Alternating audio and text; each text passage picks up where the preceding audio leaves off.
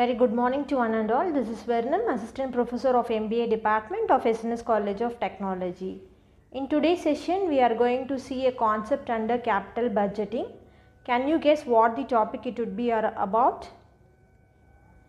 So, which is something related to time, recovery of the original investment, break even. Yes. So, the topic which we are going to discuss today is payback period. In the previous session, we were discussing about the capital budgeting technique. So, we have seen what is capital budgeting is all about. So, capital budgeting helps to evaluate the feasible project for a company. So, what is payback period? So, payback period, it measures the length of the time required by the company to recover their original investment. That is what called as a payback period. So, shorter the payback, it indicates less risk for a company.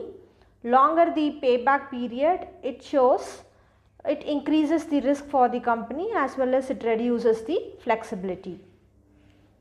So, we will see the features of the payback period.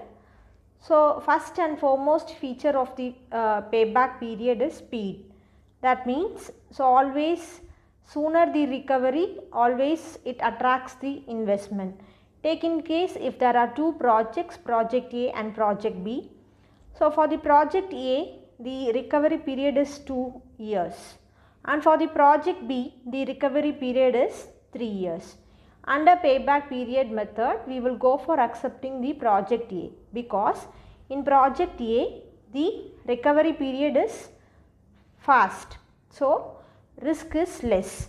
So, in payback period, we will always go for speedy recovery projects, so that the investment risk is less for the company. And second feature of payback period is simple calculation. Simple calculation in the sense it is not tedious. So, in payback period we have two methods. One is cumulative frequency method, the other one is a formula method. So, if the cash inflows are uniform, we will use the formula method for calculating the payback period, that is initial investment divided by annual cash inflow.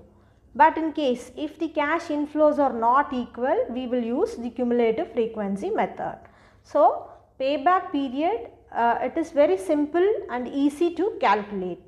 And the third feature of payback period is it is a professional tool where the financial managers, the financial analyst and the accounting manager of the company, they will use this as one of the tool in order to evaluate the projects. And we will see the key limitation. So, in case of a payback period, the one of the main limitation is it ignores the time value of money, and it will not measure the profit which is being earned after the payback period. So, these are the two major limitation of the payback. So, key insights on payback period. So, payback period definition and purpose. The payback period, it measures the time taken by the company to recover their initial investment. So, time to reach the break even point is called as a payback period. It is simple yet and powerful. So, in case of for calculating the payback period, we will use the formula method, initial investment divided by annual cash inflow, or if the cash inflows are not equal, we will use the cumulative method to determine the payback period. Practical applications, it has been used by all the industries from the corporate to all other sector in order to determine the in order to determine or evaluate the projects.